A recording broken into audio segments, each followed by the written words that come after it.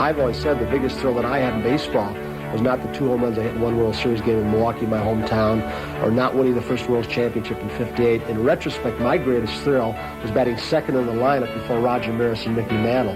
And to me, that, a kind of thrill like that, is something that I will cherish the rest of my life. Mantle and Maris. Dial M for murder. And Mickey reaching at home plate.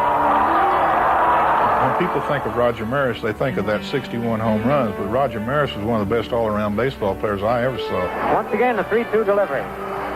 Drive to deep right center field, way back there.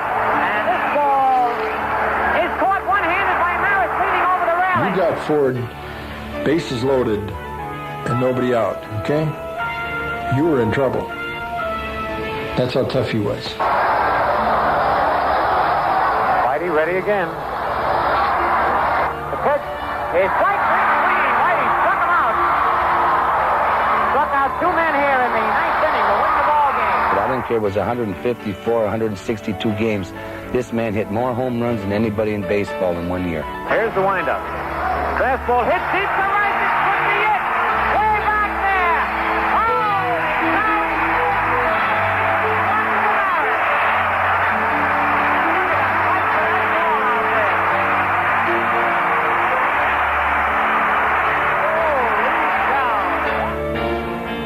Pinstripe Power, the story of the 1961 New York Yankees.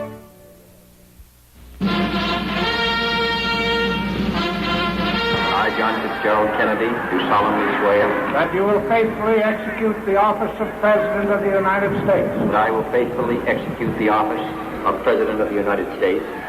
With the inauguration of John F. Kennedy in January of 1961, Americans had a young, vigorous leader to guide them at the beginning of a new era.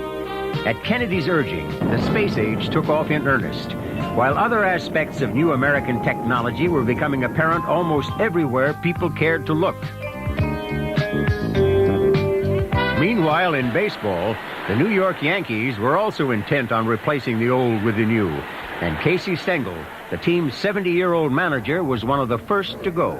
Well, for the main reason, as I explained to you, or Mr. Topping explained, that there is a program that's going on with the Yankees, and it has an annuity program, and the annuity program means that after a certain length of time, some people think you should retire. Now, he's of the opinion that you should retire, and his other partner, Mr. Webb, Del Webb, is of the same opinion. Stengel's replacement was Ralph Houck, who was much younger and supposedly much tougher than Casey. Ralph, as a World War II Ranger and winner of the Bronze Star, the Silver Star, and the Purple Heart, people think of you as a pretty tough guy. Are you going to be a tough manager? I think, Tom, that I'm going to be a ball player's manager. I'm not a tough guy, and also I guess I'm not an easy guy. But I just want the boys to play hard, which I'm sure they're going to do, and I just want to handle the fellows where we get the most out of the ball club and that they get the most out of themselves. I really didn't feel that much pressure because I'd had a lot of the players at Denver and AAA ball, and of course I had coached for Casey the past 3 years, so it wasn't like taking over a ball club that I didn't know all the players and know their capabilities. Houck and new general manager Roy Hamey were handed an extremely talented team to work with. And as spring training progressed, the Yankee players were pleasantly surprised to find that their new manager had a decidedly different way of motivating them than their old one. Well, Casey was a man that was a little bit difficult to play for. He would bring the most out of you. He would mold you together as a team. But sometimes the way he did it was make you so mad you would want to go out and prove him wrong. And so he was difficult. He got the most out of you, but he did it in a way that you didn't always appreciate. Ralph Houck was just the opposite. Pat on the back, constructive criticism in the confines of the clubhouse, but he got results, and I just enjoyed playing for Ralph a lot more than Casey.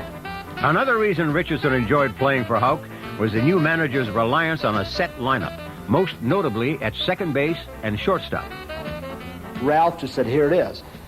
Go out there and play. I know you can handle left-handed pitchers, right-handed pitchers. If you're not going to hit this guy that particular day, I know you'll help us another way, whether it's defensively or just breaking up a double play or sacrificing a runner along. When Ralph Houck came in, he said, hey, listen, it doesn't matter if you hit 150, you're my second baseman, and you'll be batting second in the lineup.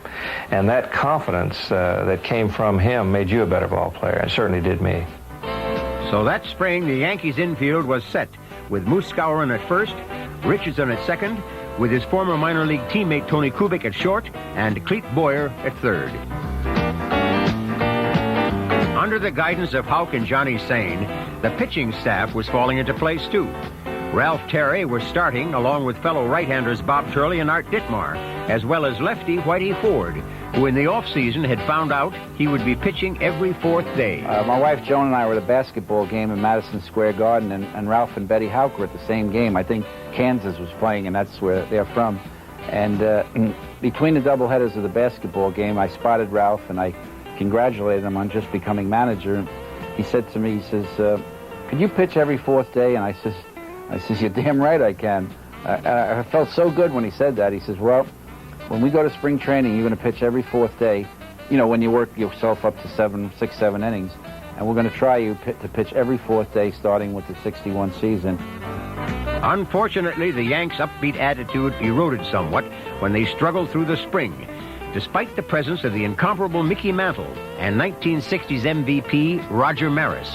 We went into spring training with a new management team, and the Yankees won 10 games and lost 19. It was the worst record in either major league in spring training. And Ralph Houck kept assuring a very nervous Roy Hamey that he would, once the season started, don't worry, this is a great team, and we'll start playing ball for you. Although he didn't know it yet, Houck would, of course, turn out to be correct, as his Yankees were about to begin their greatest year of all.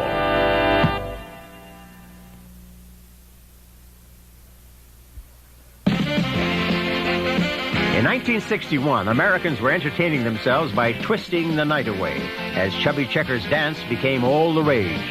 At the movies, the picture to see was Spartacus, while at home, the lovely Donna Reed lit up the airwaves on TV. Meanwhile, in April, new manager Ralph Houck and his Yankees prepared to leave sunny St. Petersburg and come north to New York, where they hoped to entertain their fans by getting off to a flying start. At first, everything seemed to be going the Yankees' way. The team rebounded from an opening day loss to win its next 5 and continued on to win 13 of the first 18.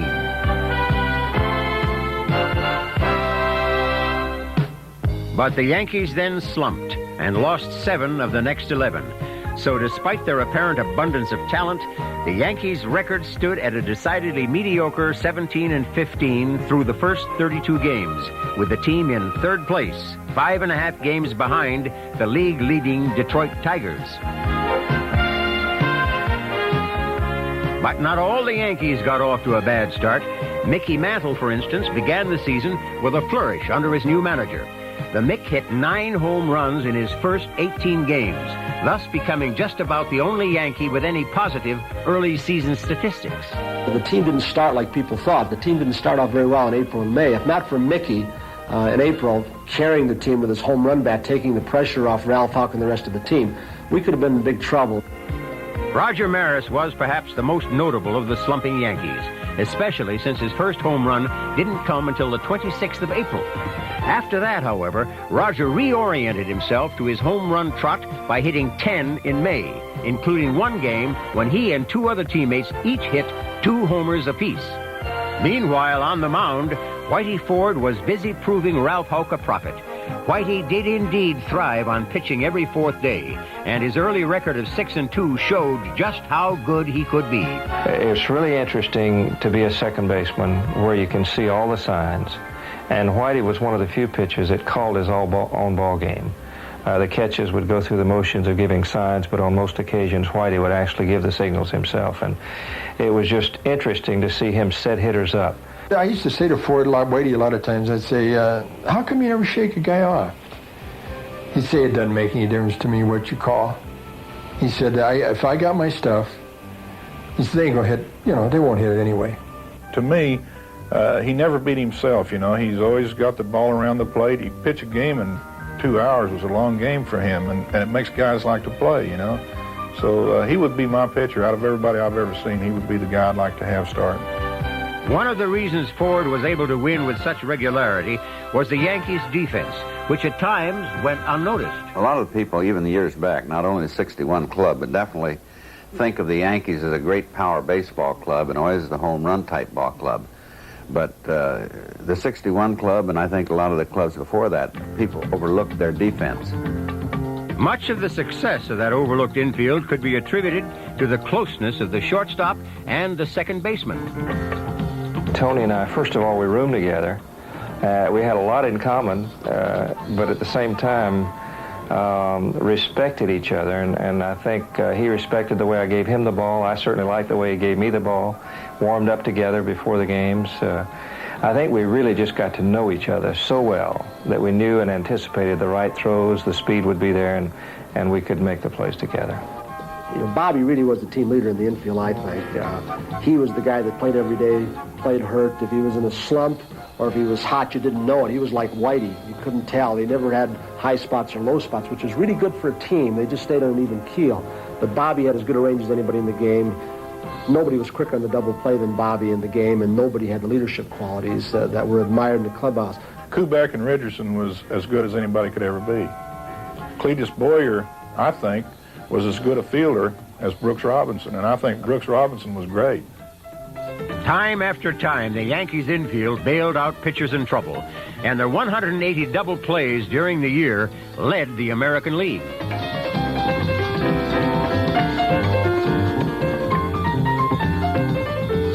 Still, with all their fielding, pitching, and hitting, the powerful Yanks found themselves in an unexpected struggle with the surprising Detroit Tigers.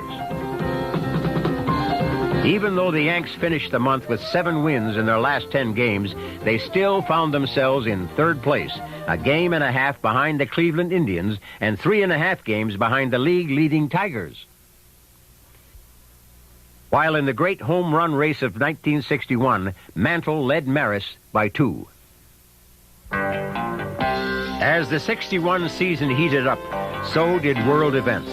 A CIA-backed force invaded the Bay of Pigs in an unsuccessful attempt to oust Cuban leader Fidel Castro. While in Germany, the Berlin Wall divided the city and the people who lived there. In baseball, the Yankees finally began to live up to their preseason expectations when they won 12 of their first 15 games in June. Everyone was contributing, especially Tony Kubek, who hit in 19 straight. But it was the M&M boys who really got the team going. Mantle continued to exhibit his awesome power from both sides of the plate by hitting 11 homers in the month. Maris, in fact, did even better. At one point, he hit 8 in 10 games on his way to 15 for the month.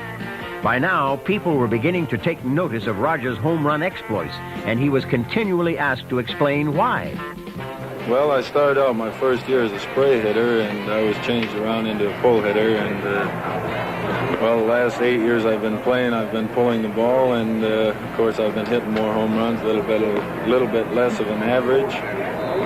But I think it's paid off a little bit more to have a little less of an average because I've been getting the home runs and I've been getting the RBIs.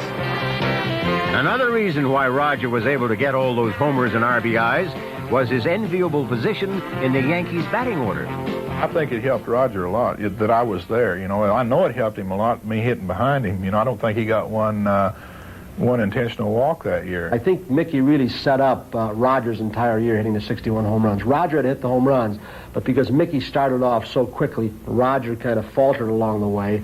They just wouldn't pitch to Mickey the rest of the year. Batting fourth, they would rather pitch to Roger, and I guess that's one of the great trivia questions. Roger Maris didn't get one intentional walk that entire year. At the same time the Yankees' bats came alive, Whitey Ford did his best to silence the opposition by having a phenomenal month. June was probably the best month I had. For some reason, I pitched the first day of June and was able to have 8 starts in 1 month, which, you know, is unheard of. You figure there's 30 days in a month and to get 8 starts, and I think I won all 8 of them. Whitey did win all 8 of them and incredibly accounted for over 1/3 of the Yankees' 22 wins in the month. Still, on June 30th, the Yankees remained in second place, 2 games behind the Tigers, while Maris had made a move and overtaken Mantle in home runs. With a young and dapper first couple in the White House, fashion really came to the forefront of American culture in 1961. The times were definitely changing, and for the first time in years, the outrageous began finding its way into the American mainstream. Meanwhile, in July, Yankee wins remained status quo, thanks to a pitching staff that had been reconstructed a few weeks earlier. I guess it was in June, if I remember right, I changed the pitching staff. We traded Ditmar and got Daly, who became a big help for us that year. And I moved Terry and Stafford into the starting rotation. Turley was having trouble with his arm. And that, as well again, when we were talking about pitching, that sort of turned our ball club around. Ralph Terry wound up with 16 wins and only 3 losses in 61. And along with Raleigh Sheldon, Jim Coates, and Bill Stafford, the Yankees had more than just Whitey Ford to throw at opposing hitters. In fact, with all their hitting, the Yankees staff in 61 was probably a lot better than people gave them credit for. Pitching staff was underrated, I think, because of the home runs. Nobody heard of Ralph Terry, who won 16, or Bill Stafford, who was second in the league in ERA. Raleigh Sheldon came up from D-ball, or Jim Coates would come in and just blow people away as hard as he threw. So the pitching staff was underrated, I think. What wasn't the least bit underrated was the Yankees' catching, with a versatile trio that included Johnny Blanchard, perennial All-Star Elston Howard, and Hall of Famer-to-be Yogi Berra. I've only really had 2 catches my whole career, and that was Yogi and Elston, and you couldn't choose between them. They were both great at catching. You know, they both were so sharp when it came to working with the pitcher, getting the weaknesses of the batter, and, just keeping the pitcher going. Of course, Elston Howard could do a lot more than just work with a pitcher. With Berra on the downside of his great career, Elston was the Yankees' first-string catcher in 61, and he was as good defensively as anybody in the American League. At the All-Star break, Howard was also proving that he was the best hitting catcher around, too. In fact, his .369 average topped the entire major leagues, a statistic which didn't really surprise his teammates. Well, I knew that Elston would have been a star on any other ball club. And when I first saw Elston and saw the tools that he had, I thought, my goodness, the Yankees are really fortunate to have him. So it's 2-way, and here's Elston Howard, leading both leagues in hitting. 2 out, nobody on, no score, top of the second. The Yankees and the White Sox from Comiskey Park in Chicago. Now the 2-1 pitch is a drive deep to left field. That ball has gone way back. Tremendous home run. Man, Ellie really tagged that one. What a shot that was.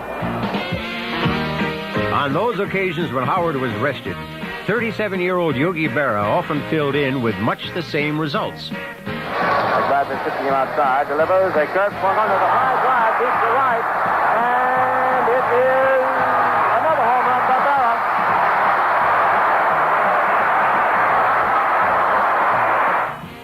As a hitter, Yogi probably was, I think, the best clutch hitter that I saw. In a given situation, when you needed a hit and you needed an RBI, he was the guy you wanted up there. Didn't matter what his age was. Johnny Blanchard was the 3rd Yankee catcher in 61. And although all 3 played some games in the outfield when they weren't behind the plate, they'll be long remembered for a remarkable feat. Our catchers hit 60 home runs that year. Nobody knows that either, I don't think. Elston Howard hit over 20. Johnny Blanchard hit it 20 or more, and Yogi hit it over 20. They did get quite a bit of playing time in other than behind the plate. And I never forget one time that year we were playing against Hank Bauer, and he was trying to make changes to beat us, and I still had Blanchard on the bench, and I could have Howard. And every time he'd make a pitching change, I could send up another hitter, use another catcher. And he finally just looked at me across the field and just threw his arms up and said, "Go ahead." Meanwhile, in July, Mantle and Maris began to get people thinking about the possibility of someone breaking Babe Ruth's single-season home run record. Ironically, on a day when both Mantle and Maris lost homers due to a rainout, Commissioner Ford C. Frick ruled that even though the 61 season was expanded to 162 games, the person who broke Ruth's record would have to do so in the same 154 games it had taken the Babe. Ford Frick was commissioner. He made some reference about it in asterisk, was criticized severely for it. Of course, he was Babe Ruth's biographer at one point, and he was defensive of Babe Ruth. And I can understand people's feelings of something like that. Babe Ruth was, he made baseball like Arnold Palmer and Jack Nicklaus made golf. You know, if it wasn't for Babe Ruth, I'd have probably been a minor the rest of my life. People might not have even liked it. You know, he made it. But in the same instance, I don't think you could hit with a 45-ounce bat in today's game. 61 home runs is a hard thing to do. I don't care if it takes 200 games, you know. On July 25th, Maris inched ever closer to the Babe when he hit 4 homers in a doubleheader against the White Sox. On that day, the Yanks hit 8 as a team and moved into first place. The next day, Johnny Blanchard stole some of Maris's home run thunder when he hit 2 himself.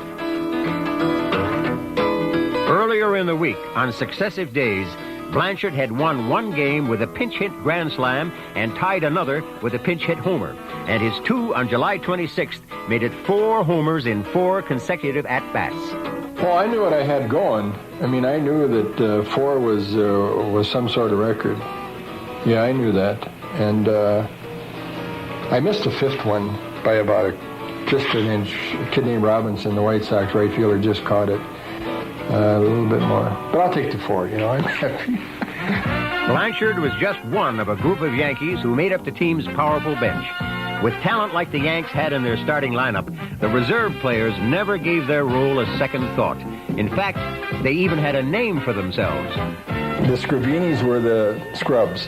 Well, on that ball club, there were so many stars on that ball club, on that 61 ball club, that Hector Lopez and myself decided that we were Scrubs for the big boys. And we were glad to do it. I mean, we were happy doing it. In fact, we enjoyed our role. So if I get a home run or a single or something, it made our Scrabini team that much more. You know, we were big in this World Series. You got your Barrows and your Howards and your Mantles and Marises, but the Scrubs were they were just a joke. We had a lot of fun with it, though. As a co-founder of the Scrabinis, Hector Lopez had a lot to live up to. And in '61, he often came through in the outfield when he was needed. Throughout the season, Houck juggled his lineup expertly, and the other Scrabinis, like Bob Cerv, made the most of the opportunities they were given, both as substitutes and pinch hitters. As a result, the Yankees went 20-9 in July, and at the end of the month were in first place, a game and a half ahead of their season-long rivals, the Detroit Tigers. While in the home run race, Maris remained slightly ahead of Mantle. In 1961, New Yorkers chose to elect Mayor Robert Wagner for his 3rd successive term. As for the city itself, the Summit Hotel opened on Lexington Avenue, while the movie Flower Drum Song opened at Radio City. Meanwhile, up in the Bronx, the zoo was closed by a workers' strike. While in the borough's other, more famous landmark, the Yankees set about bringing another pennant to New York. It seemed as though nothing could stop the Yankees during August, even when Ralph Houck was suspended for 5 days for shoving an umpire.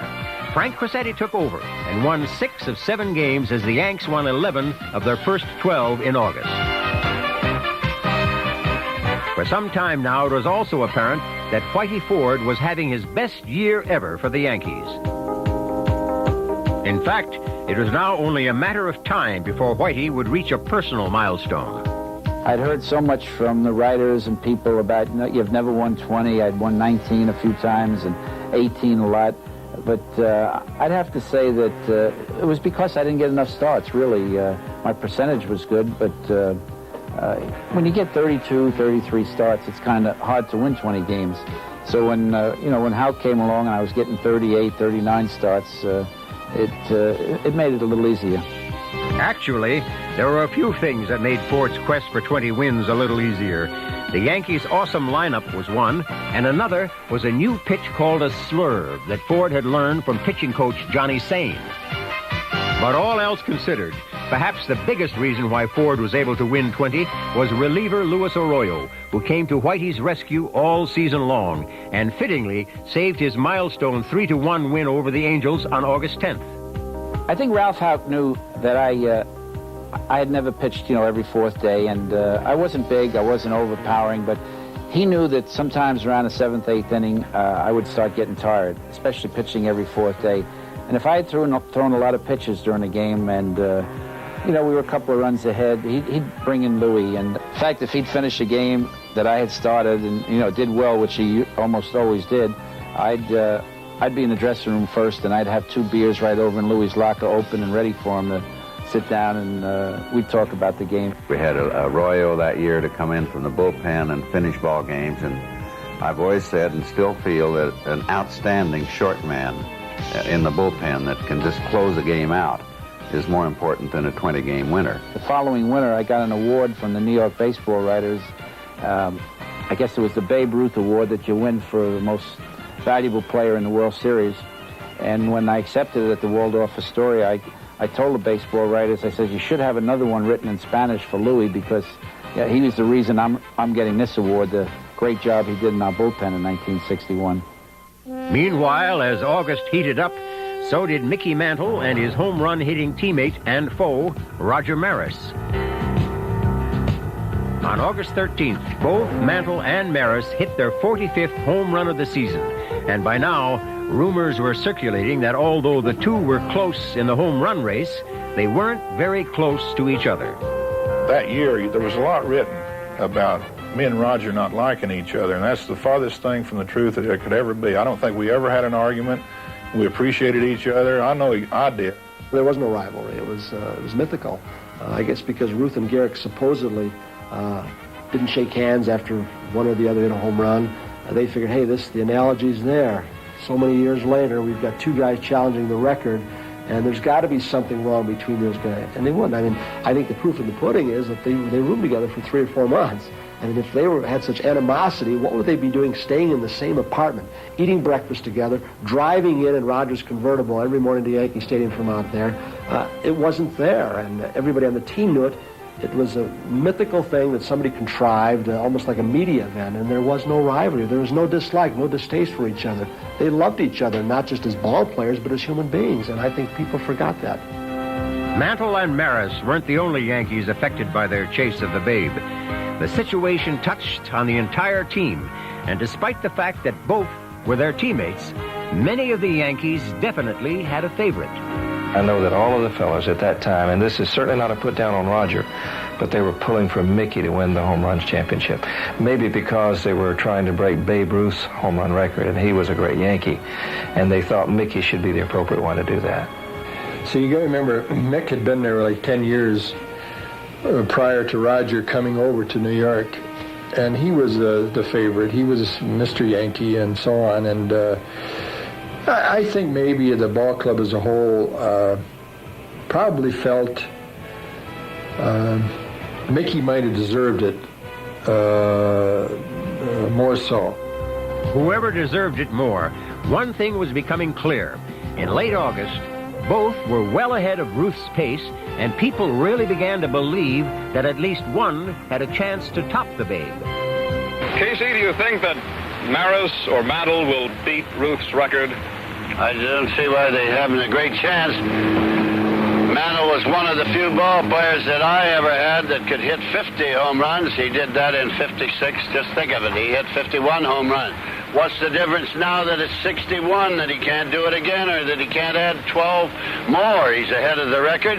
I thought he'd hit 55 the same year, but he hit 51. So he's got a great chance. Why shouldn't Maris? Sparks built for him. He's a great ball player coming up, 26 years of age. He's got a great chance to hit it. He's a terrific player, and that's all there is to it. Both of them are so amazing and good that why shouldn't I believe they could do it? Because they did so many things for me the last season that I had them with the Yankees, or the many years that Mantle played for them. By now, home run fever was sweeping the nation, and the Yanks were playing to capacity crowds wherever they went.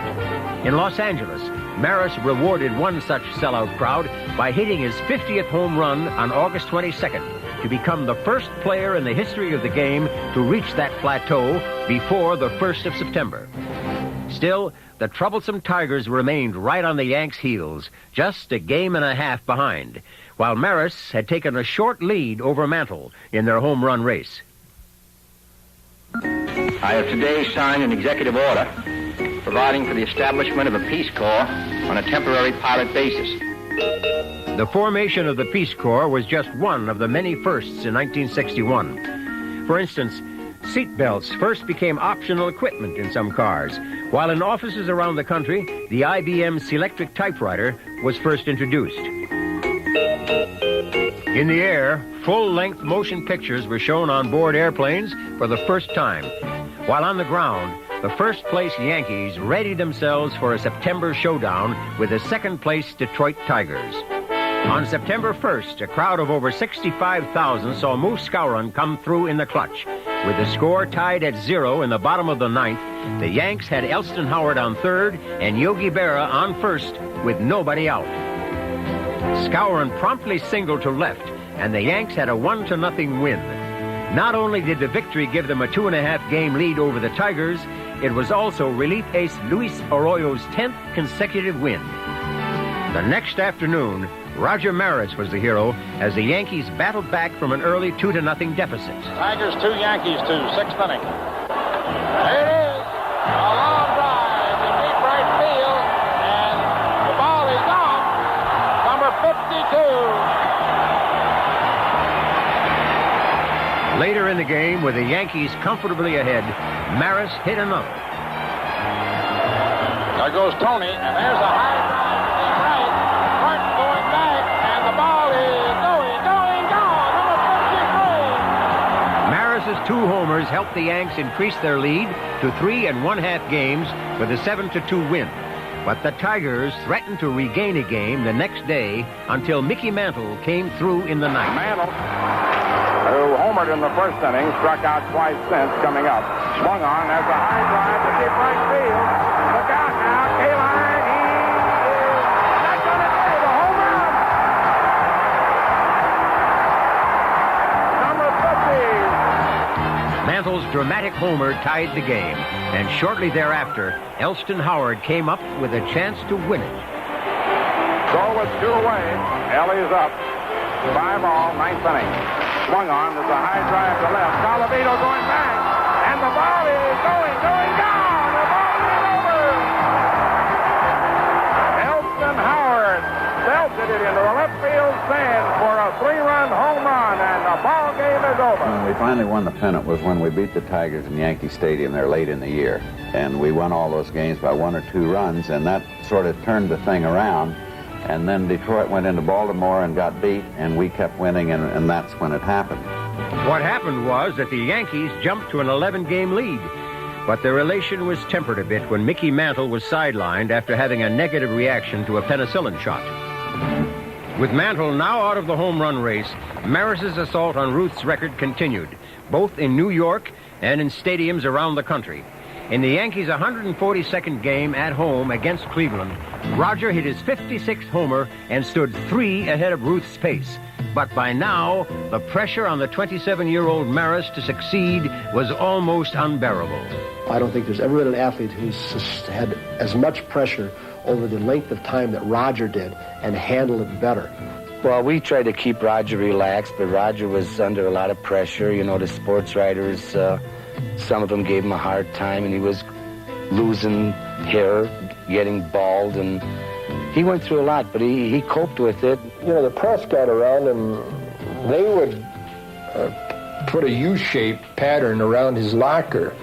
And there literally towards the end there was anywhere from 25 to 35 writers around him. Well, the lockers have got a wire mesh, you know, and the guys would be in my locker asking him questions through the screen. Well, you know, so I was the only ball player in the ball club that had a confessional. When did the pressure start building up on you, Roger? I wish someday, and I'm sure that after this is all over, somebody's going to really write the story of this severe pressure. I don't think it was so much the pressure of playing the game of baseball, but answering the questions of the press day after day, so many fellas, and every day your photographers, you come out in the field, and all day all your time before the ball game is spent with the photographers, and after the ball game it's the writers, and before the game it's the writers, and between the two of them, boy, it was just a real pleasure to get out there and play the game. Roger, your bat has helped the Yankees move into first place this year. How do you feel about being with the first place New York Yankees? When you hit a ball here, do you know it's going to be a home run the minute you hit it? Do you think the Yanks can go all the way this year, Roger? What about the way you hold the bat? Have you been holding it the same way all your baseball career? Do you think that you can beat the Babe's record? You've been hitting the same way? Thank you very much, Roger Maris, outfielder, New York Yankees. Maris faltered a bit after his 56th homer and hit only 2 more in his next 9 games. A few days later, with the Yankees about to play game number 154 in Baltimore, Roger needed to hit 2 homers to tie Ruth in the required number of games. For him, it was almost too much to take. I think it was in Baltimore, if I remember correctly, that Roger had come in to talk to him and didn't want to play that night. And I didn't know whether it would do him good not to play or play. But the place was full of people, and I said, well, you know, why don't you start the game? And if you feel bad and want to get out, I'll get you out of there right away, which he agreed to do. But he wound up playing the whole ball game. Maris not only played the entire game, but in the 3rd inning, he inched 1 step closer to the Babe and his record. There's one. It is going. It is going. It is gone. Number 59. Unfortunately, that would be all the home runs Maris would hit that night, and his attempt to catch Babe in the required number of games fell short. But all was not lost for the Yankees that night. Their 4-2 win over the Orioles clinched the American League pennant and put the Yanks in the World Series for the 26th time.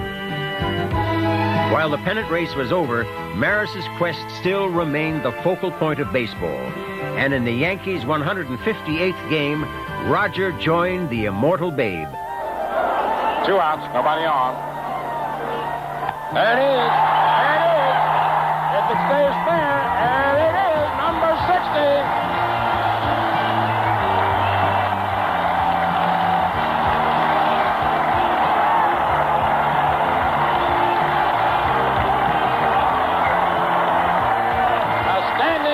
For Roger Maris, who got number 60. And they're calling him out of the dugout. This is most unusual. They are asking him to come out of the dugout. Now this is something.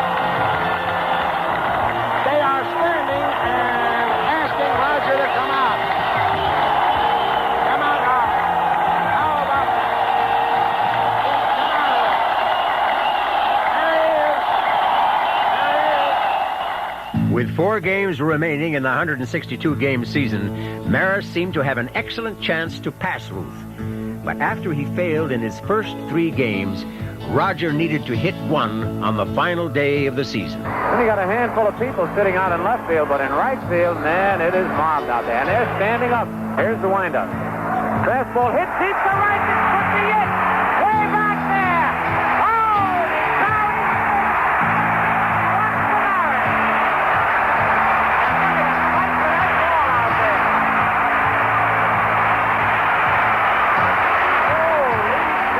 All of us, every guy in the dugout had goosebumps, you know. It really was, and their heart would go like a trip hammer. And because it was probably the most exciting thing that's happened. I remember he came in the dugout, and we were all talking, Roger, you know, tip your cap, and we pushed him out. I remember I pushed him out, and then he tipped his cap, and that was something that I will never forget. Another standing ovation for Roger Maris. And they want Maris to come out and take another bow. He does. And his teammates are pushing him out there. He wants to get down. They won't let him. The ball, of course, was a valued prize worth a great deal of money. And it wound up with Brooklyn teenager Sal Durante. Well, I knew it was going over my head. I jumped on my seat right away. Jumped right up on the seat, reached as high as I can go, and right in.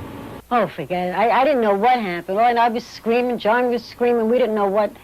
Then the security guards came and they took him, and I kept saying, where's he going without me? I didn't know anything, I didn't know what was going on. It was obvious that we had to get that baseball. It was obvious that we had to identify it, and we were going to make something of this event. They wouldn't let me take the ball out of Yankee Stadium. Okay? So I agreed to put my initials on the baseball. And that's the way I left it until I went to Sacramento to meet Roger. And we did a publicity stunt there. He was supposed to meet me in Sacramento and exchange the ball. The restaurant owner would give me the $5,000. I would give him the ball, and in turn, he'd give Maris the ball as a gift. The restaurant owner was Sam Gordon of Sacramento, California, who not only received a great deal of publicity, but was named that city's Man of the Year. And I'm going to present this ball to you, Roger.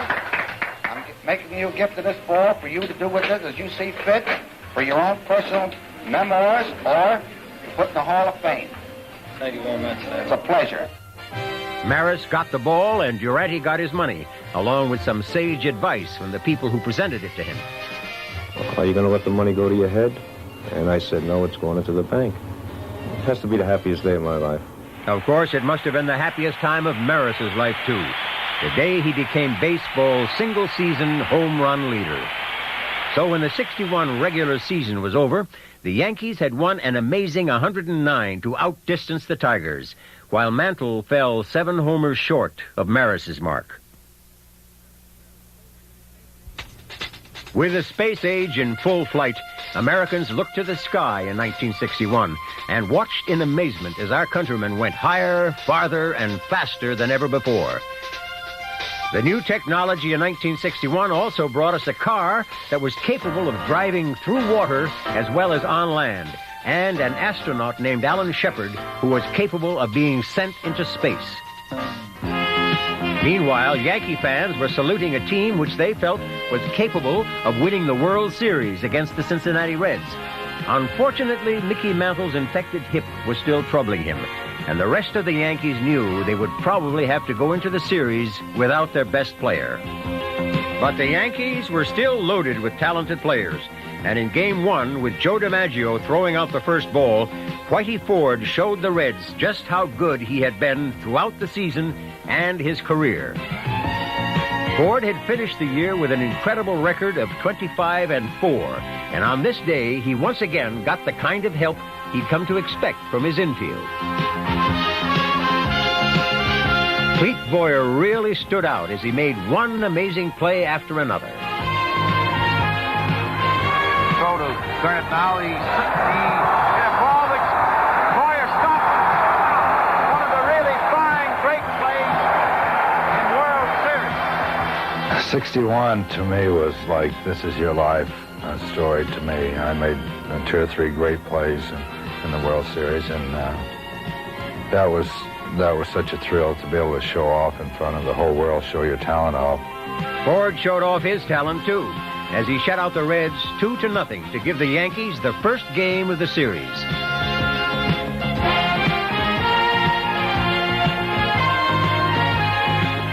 But the next day, the Reds came back to win 6-2, and the series shifted to Cincinnati's antiquated Crosley Field, tied at 1 game apiece. The Reds were playing the Yankees much tougher than anyone in New York had expected. And in Game 3, they took a surprising 2-1 lead on the strength of Frank Robinson's bat.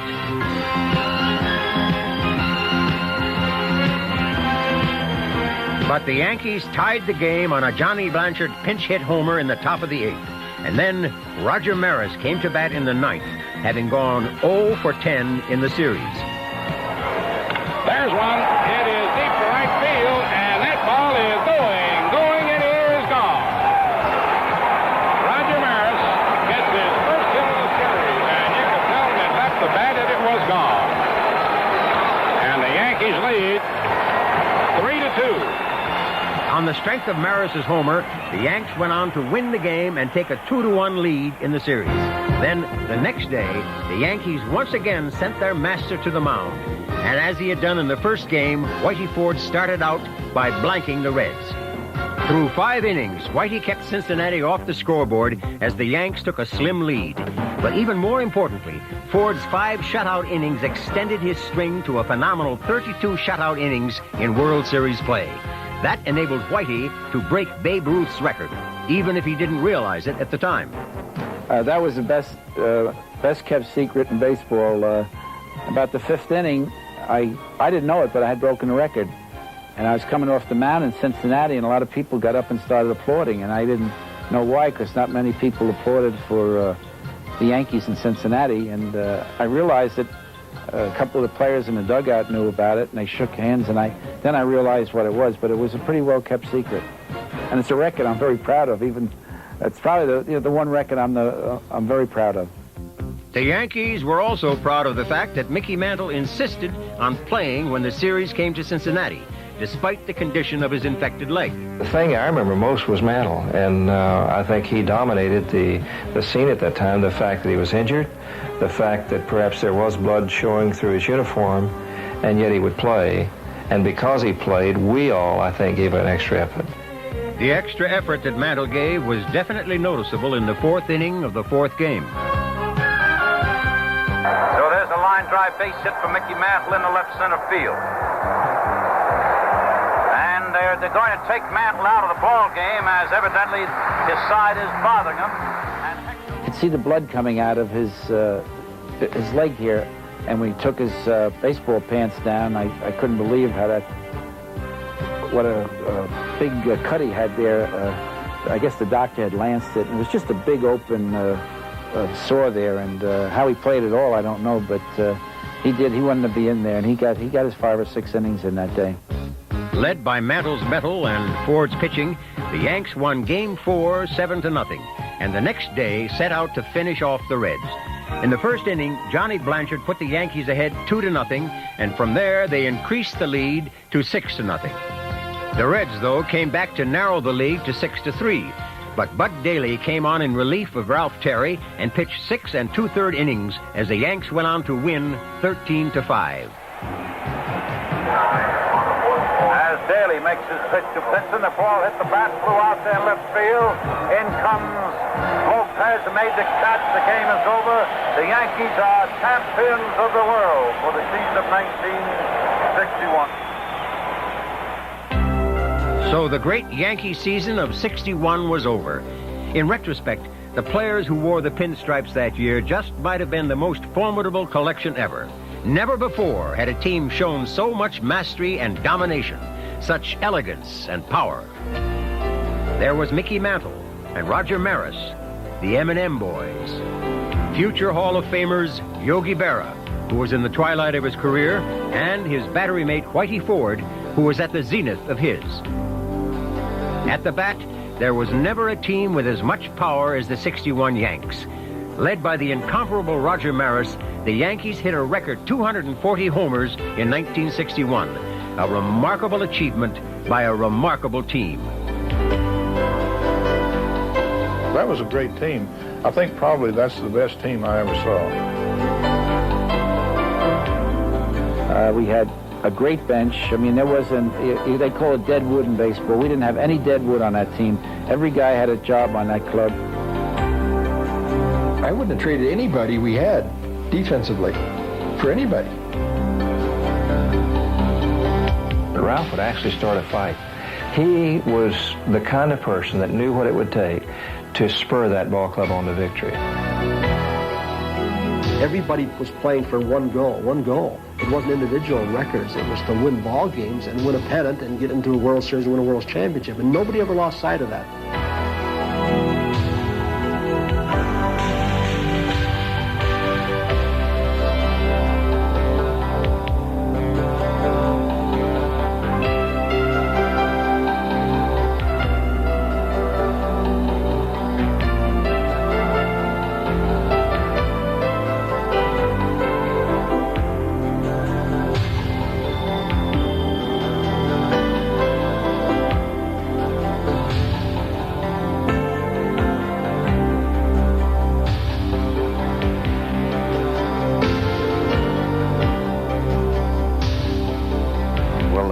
Had a great year, let's face it. They made it easy for me.